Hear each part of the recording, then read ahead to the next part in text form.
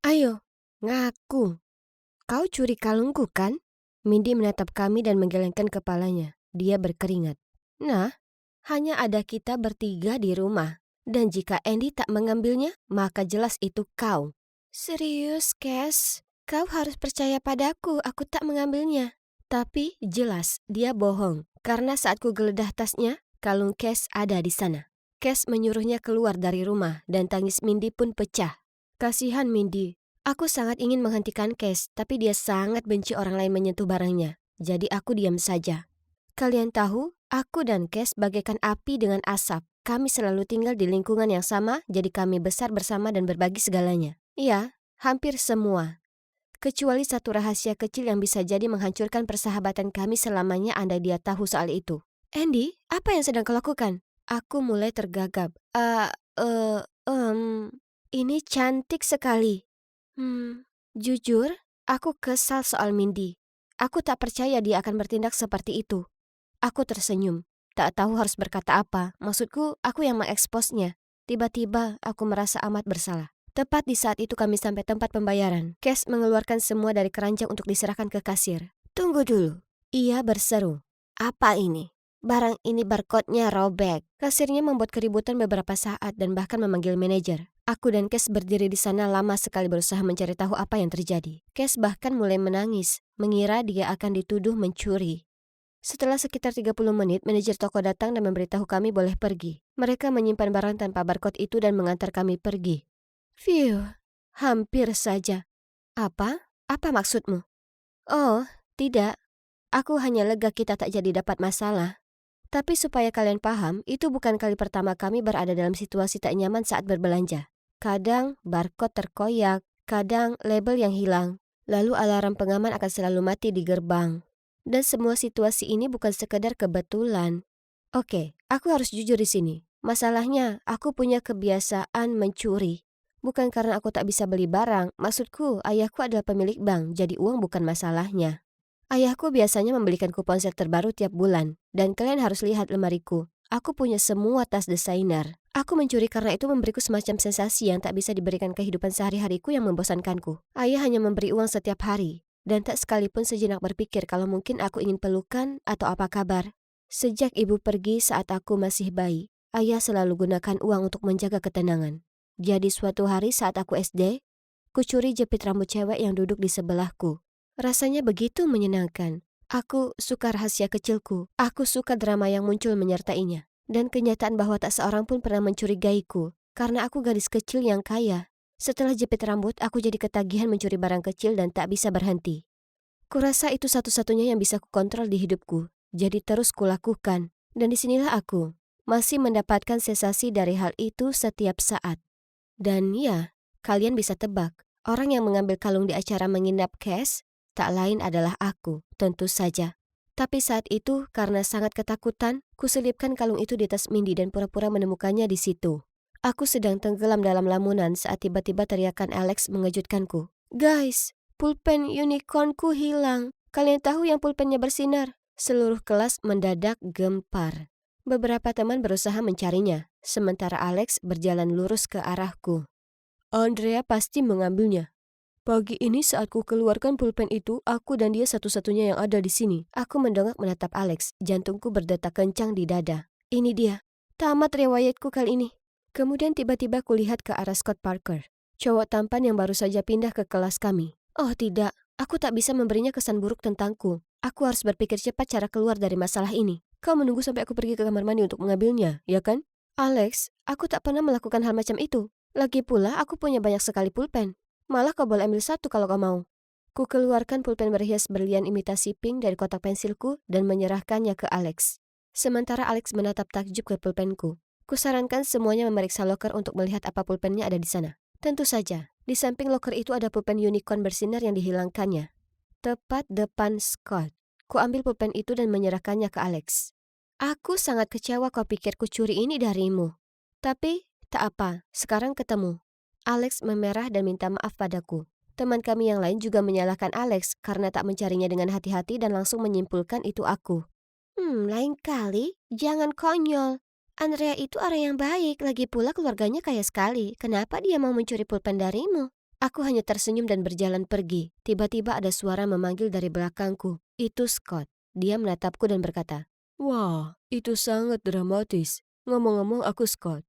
Kau Andrea, kan? Maaf kalau ini agak terang-terangan, tapi ini nomorku." Maaf? Apa aku bermimpi? Tentu saja aku kirim pesan padanya segera setelah aku pulang. Dia bilang dia sangat kagum bagaimana aku menangani masalah itu. Segera kami ngobrol tiap hari. Dan akhirnya dia memintaku jadi pacarnya. Aku senang sekali. Tapi ada satu masalah kecil. Sejak kami mulai pacaran, aku merasa sangat malu tentang kebiasaan burukku mencuri barang-barang. Aku bertekad untuk menyudahi, tapi itu tak akan mudah. Suatu hari Scott datang menjemput dan bertanya apa aku ingin pergi ke toko buku. Toko buku? Tidak, aku tak mau pergi ke sana. Boleh ke tempat lain saja? Kumohon.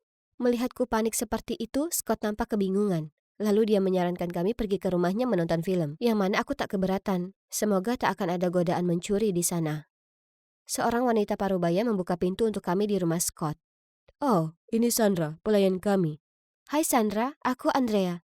Tapi bukannya membalas menyapa, Sandra hanya menatapku dengan cara yang sungguh menyeramkan. Sebenarnya itu membuat bulu kuduku berdiri. Setelah nonton film, Scott dan ibunya mengajakku tinggal untuk makan malam. Ibu Scott, Nyonya Doris Parker, sangatlah ramah, dan kami ngobrol asik. Sementara menunggu hidangan penutup, aku beranjak ke kamar mandi. Tapi saat aku keluar dari sana, hampir saja aku menabrak Sandra. Dia berdiri di sana memandangiku lagi. "Oh, maaf."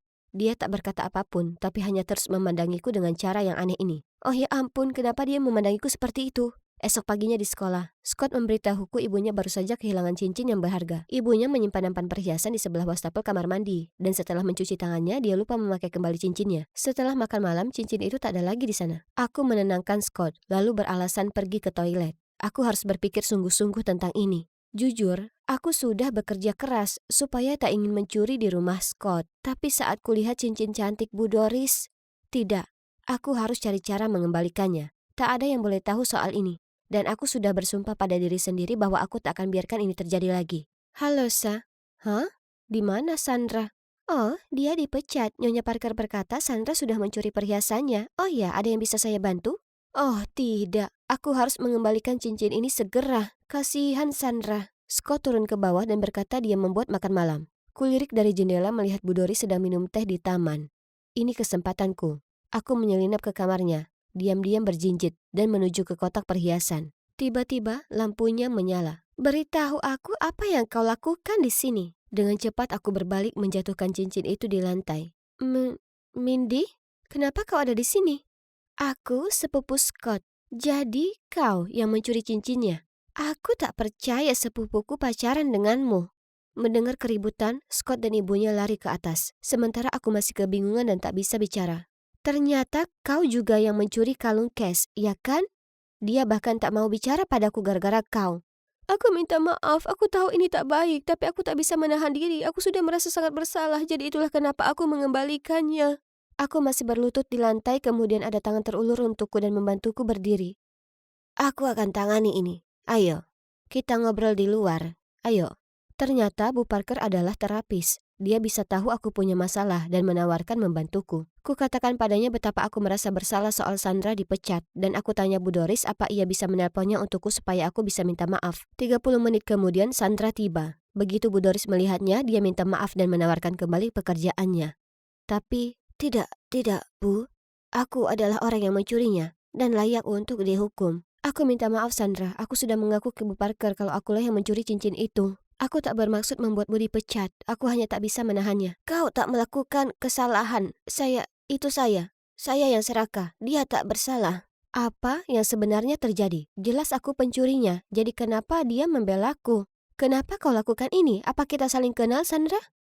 Dan begitulah kebenaran mengalir. Sandra, itu ibuku. Ya, aku juga tak tahu bagaimana mungkin ini terjadi. Jadi menurut ceritanya, dia bertengkar hebat dengan ayahku saat aku bayi, lalu kabur keluar kota di mana dia mendapat pekerjaan bekerja untuk keluarga Scott. Saat mereka pindah ke Seattle, dia ikut bersama mereka, meski dia gugup karena kembali ke tempat di mana aku dan ayah berada. Dia menanggung rasa bersalah begitu besar meninggalkan kami, dan tak pernah sekalipun dia menyangka akan bertemu denganku di rumah Scott. Aku sangat kaget sampai tak bisa bicara. Sudah kubayangkan momen ini seumur hidupku. Dan sekarang disinilah aku berdiri bertatap muka dengannya. Dan ia bahkan ambil alih kesalahan demi aku. Tak bisa kupercaya ini. Ibu, aku minta maaf aku mencuri cincinnya. Aku tak percaya ibu sungguh ada di sini. Sayang, kau tak perlu minta maaf. Akulah orang yang akan minta maaf seumur hidupku. Meninggalkan putriku seperti itu. Ibu macam apa aku ini? Bagaimana mungkin kau akan memaafkan aku? Kami berdiri di sana berpelukan yang rasanya seperti selamanya dan aku tahu di saat itu kalau aku tak akan mencuri lagi. Doris mendiagnosaku mengidap kleptomania karena kurangnya kasih sayang dari ibu. Tapi sekarang setelah ibu kembali, aku tak punya alasan mencari sensasi dari mencuri. Aku punya semua yang kubutuhkan di sini. Ada beberapa momen di mana aku hampir mencuri lagi, tapi Bu Doris menyuruhku untuk menelpon ibu segera saat kurasakan dorongan itu. Dan saat ibu mengangkat telepon dan kudengar suaranya, dorongan itu memudar dan aku merasa jauh lebih baik. Scott dan Kes serta Mindy memaafkanku setelah Bu Doris mendudukkan mereka dan menjelaskan lebih lanjut tentang adiksiku. Sekarang, aku dan Scott masih bersama dan aku bertemu ibu setiap hari di tempat Scott. Ayahku belum memaafkan ibu karena pergi, tapi perlahan. Akhirnya, aku merasa semuanya lengkap dan masalah mengutilku sudah jadi masa lalu.